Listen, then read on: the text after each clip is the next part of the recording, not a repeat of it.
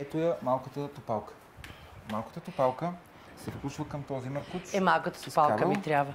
След това ми пусна малката топалка, която пък не стига, че ми измука мебелите, които аз съм смукала и съм чистила, ами тя, тъй като е мъничка и влиза във всичките гънки, в които не може да влезе никоя друга прахосмукачка, която всъщност се напълва най-много с буклучета, с косми от кучетата или въобще с някакви най-различни неща. Ето вижте. По този начин обръщаме.